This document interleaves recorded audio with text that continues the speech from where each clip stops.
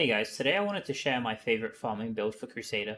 So Crusader is definitely one of the strongest classes in farming in Diablo Immortal, and coming from Wizard, which is also one of the really strong classes, I can say that Crusader might be even stronger than Wizard in my opinion, and that's because it has really high potential to go super fast as well as killing enemies ahead of you. That's the key thing that with Wizard, you'll find that you can kill a lot of enemies behind you while moving forward, and you can also kill enemies at the same position as you. But with Crusader, with the skill combination that I'm using, you can actually kill enemies ahead of you a lot of the time, which actually makes your farming a lot smoother, and you can just kind of power through all of the mobs and keep your kill streaks going like crazy. So I think, in my opinion, that Crusader is probably the top class for farming, at least in open world. It might be a very close contention between Crusader and Barbarian, but I think that Crusader might even edge it out over Barbarian, in my opinion. So with that said, let's just get started with the build. So I've seen a lot of variations of this build on YouTube, and I actually tested most of them just to find out what was my favorite, and I want to give credit where credit is due. So this build is quite similar to Trobane Gaming's build guide for open world farming, and I only made very slight adjustments to it.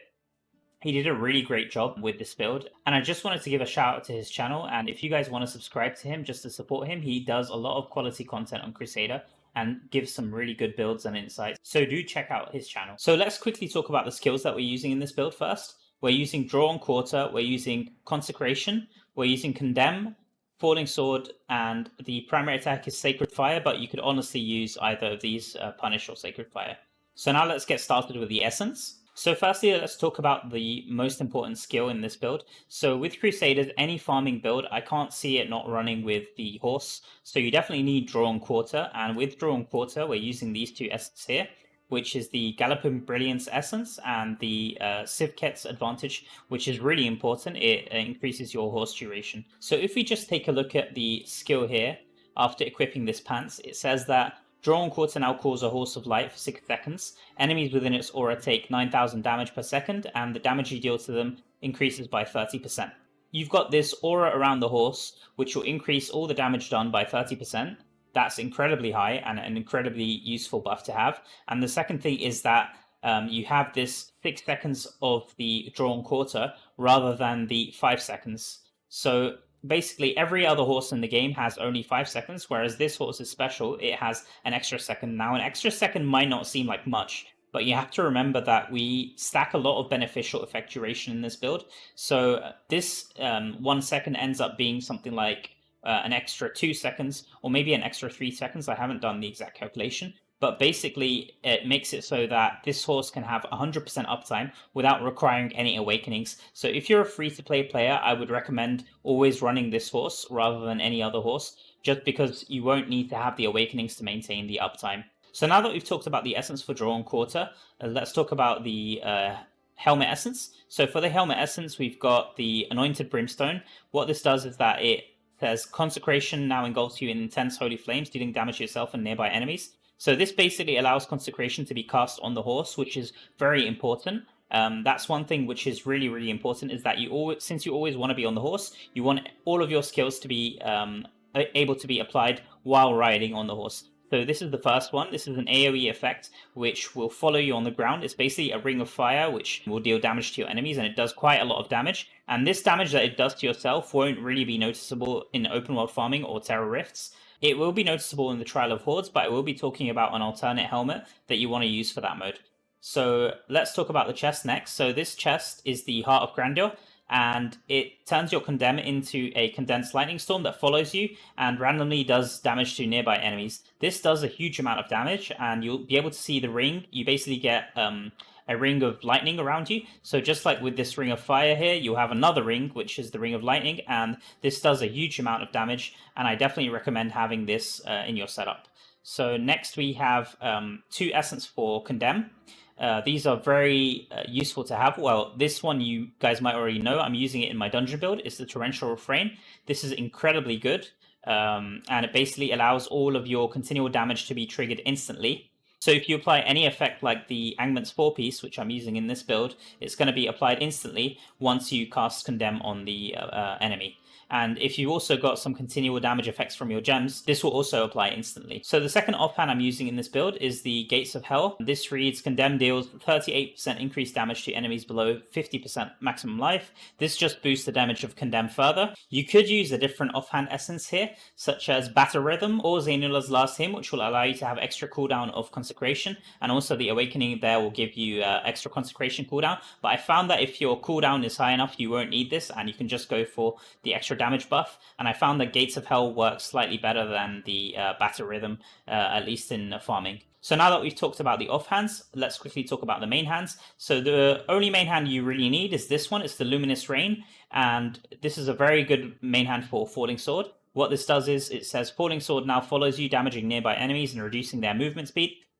So you'll see these swords falling from the sky and hitting all the enemies ahead of you. This is just a really, really good skill to have, and obviously it can be cast on horse. So for the second main hand, I'm using Horn Splitter, but this isn't really important. This buffs your primary attack, but since we're on the horse all of the time, we won't really be using Sacred Fire at all. You could replace this with anything else you like, but I haven't found anything that really synergizes with this build for the second main hand slot. They might be adding different essence in the future of the game, but for now, this is kind of a dead slot. So for the legendary gems, I'll keep it short and simple. You want to go for outright damage gems. Things like Fervent Fang, Blood-Soaked Jade, or Mother's Lament is also very good. Pain Clasp is also amazing. I'll also mention that Blood-Soaked Jade actually gives you a 10% movement speed boost, which is kind of required because the horse actually gives you 60% movement speed, which will get you to the 70% movement speed cap. So if you don't have Blood-Soaked Jade in your setup, it's okay, but you might have to pick up movement speed rolls on your set pieces, so the amulet, the gloves, and both of the rings, and this will get you to 70% movement speed as long as you get the 10% movement speed here. So other than the damage gems, you also want to go for continual damage gems, which are like Everlasting Torment, Seeping Bile, Viper's Bite would work great. I've got Void Spark here, also works really good. Other than that, you could also go for Blessed Pebble, which I've used in some of my Crusader setups. This gives you a beneficial effect duration, and if you're struggling to get beneficial effect duration on your gear, this could help fill in the gap. For the set pieces, I'm using 2-piece Vithu. This is extremely important. Probably the most important thing to have in this build is having this 30% beneficial increase. I think without this, you won't be able to have 100% uptime of the horse, so this is 100% required in this build. For the other set pieces, I am using 4-piece Angment. This works very, very well with Torrential Refrain offhand, and it's extremely good. And for the last two, I'm using 2-piece of the Feasting Barons pack, and this is increases your harmful effects by 30%, so it will increase the duration of the Angments, but then it instantly applies, so it's basically like almost a 30% damage increase. And so I would say that only the 2-piece Vithu is really required. What's more important on the set pieces is to have the cooldown rolls. So you want to have cooldown on your amulet, you want to have cooldown gloves, and on both rings as well. And right now I'm using 18% cooldown on my build, and you can actually go a lot higher than this. So just to talk a bit about my stats, I'm using 18% cooldown on my build. So 15% of this is coming from my rolls on my set pieces, and then I've got 3% coming from my rank 5 Bottled Hope. Each of these set pieces can roll a maximum of 5% cooldown if you have a single cooldown roll, and that's actually probably the most ideal thing to have, is just to have this 5% cooldown on every single piece, which will take you to 20% cooldown, which is really what you want to have for this build. I wouldn't recommend running this build with less than 15% cooldown. You want to have a minimum of 15% cooldown, otherwise it's not really going to perform that well. So other than cooldown, an equally important magic attribute is the beneficial effect in this build. So I have about 73% beneficial effect increase on my build. 30% of that is coming from Vithu's Urges. Then about 22.5% is from my gear. This is from the belt, the boots, the chest, and the pants.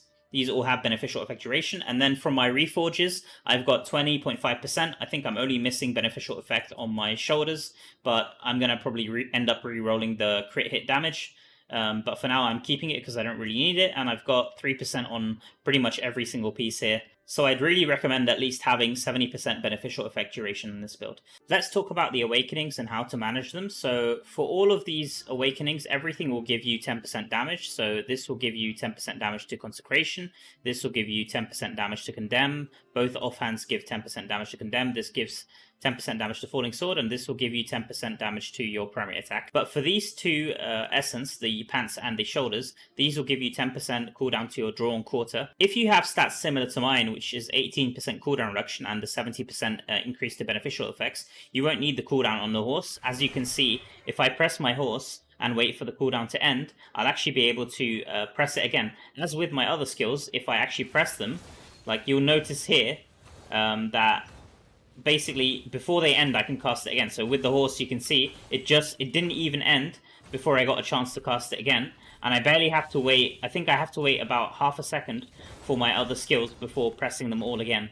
So this is something that you need to kind of take note of before you start playing the build, is that at least the horse, which is the most important skill, this needs to have 0 downtime. If the other skills have like half a second downtime, it's not the end of the world. But I think if you get to roughly 20% cooldown, this will actually ensure that all of your other skills, they don't have any downtime. And unfortunately, like I said, you can't really get cooldown on any of these essence. If you did switch to Zainul Lazarus on the offhand, you can get a bit more cooldown, I think 3.6% for Consecration, and if that's Awakened, that'll give you another 10%. But bear in mind that the max cooldown for a single skill is 30%, so there's no real point having both of these Awakened just to get 20% cooldown on horse if your cooldown is above 10%. So I'll say that again because I think not many players realize that. There's actually a cap on the cooldown for each single skill. So the max cooldown you can have on a single skill is 30%. So let's say that you have 10% cooldown here, then that would be okay to pick up both of these Awakening cooldowns, because then you'd have the maximum 30% cooldown on Drawn Quarter. This might not be what you want, because for the Galloping Brilliance, this isn't required to have such a high cooldown. But for other horses, you might need that. But just to say, like, manage the cooldown on your Awakenings and your gear. Having cooldown all stacked on one skill isn't really worth it because there's a cap to it. I'll also talk about the new Eternal properties which could potentially synergize with this build. So this one, the Drawn Quarter, has 10% chance of generating an explosion. This one would be okay. The issue I've seen is that the explosions actually trigger behind your horse. So most of the time you won't have stuff to kill behind you. So this might not be that useful to have in this build. The next one is the Condemn. So this one reads, Condemn deals 25 more crit to enemies with less than 30% life. This one might be okay. In Terror Rifts, it would be actually pretty decent because you need a bit more extra damage just to finish off enemies. So this one would be okay to have. But I think the best one which would synergize with this build would be the Falling Sword generates 1 additional sword which follows you and deal extra damage. This has a 3-second cooldown. Unfortunately, for most of these, as you can see, they're above Paragon 1300. This is because I've only been farming Inferno 6, and I'm not really focusing on farming Inferno 5 anymore because we're really close to Paragon 1300. But if you have these, then they could be a good option to include in the build. For the Paragon tree, I'm using Warden because it provides a 8% size increase, which will allow you to move faster. You could also use Treasure Hunter. This is a very good alternative if you need the extra mat. I'm also using the Protector increased block chance for the size increase that you get with the Shepherd's Burden Remnant. This will give you 15% size increase, which is really good, and it will be really noticeable for you guys how much extra movement speed that you get from this size increase. So I really recommend to have this. Let's take a quick look at the gameplay for this build. So the gameplay is really simple. You want to be on the horse all of the time, and you just want to press all of your skills as soon as they come off cooldown. And as you can see, they have a pretty long cooldown, but also a pretty long uptime. So it's a very relaxing build to play. Like, you only have to manage the skills every once in a while. The important thing is, like I said, just to be on the horse all of the time. As you can see, I'm not even using primary attack, and everything's just melting. If you want to use the primary attack while on the horse, you will do a bit more damage, and this is useful when you fight against the orange mobs or potentially the yellow mobs. But even with the yellow mobs, with the setup, which I mentioned, you should also be one-shotting most of the yellow mobs. In this clip, I was actually using set pieces with more optimal cooldown rolls. So as you can see, all of my skills are online even before they expire, which is really what you want. This is kind of the optimal gameplay that you want.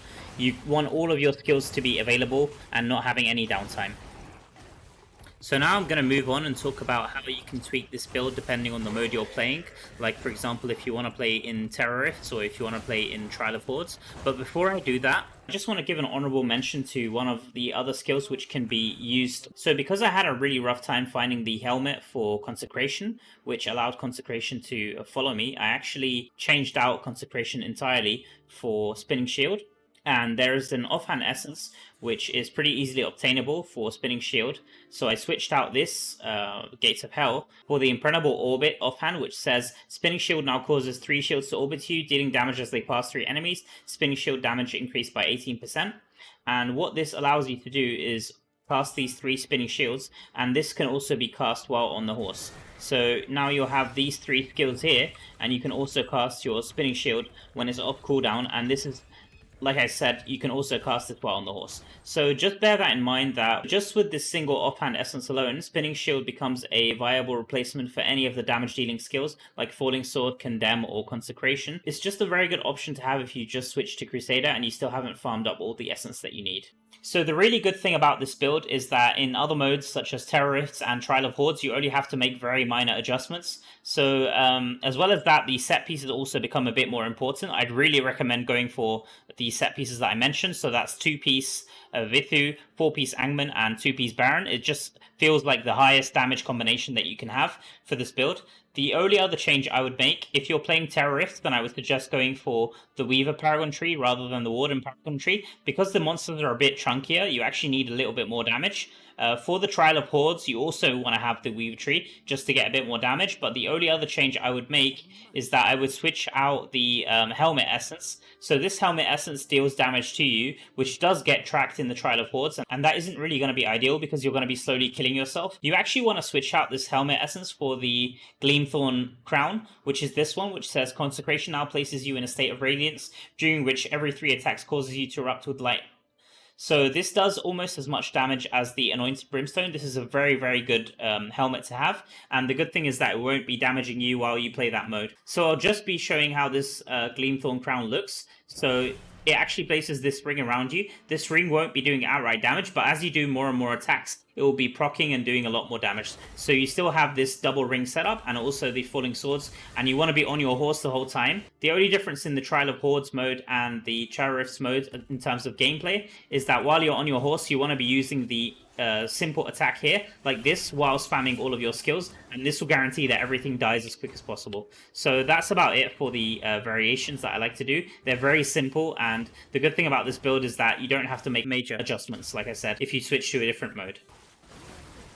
So I hope this video has been useful, guys. To end the video off, I'm going to have some gameplay from a variation of this build, which is a very easy variation. All I've done here is I've switched the horse pants to the dash pants for the horse, which I'll have on the screen here. And these were actually buffed so that you can dash every 0.7 seconds rather than every 1.5 seconds, which makes the build extremely fun. This is probably the most fun I've had playing open world with this build, just because you can dash all the time, and because you've got kind of almost permanent dashes, I've switched the sets to 4-piece Vithus and 4-piece Gloom.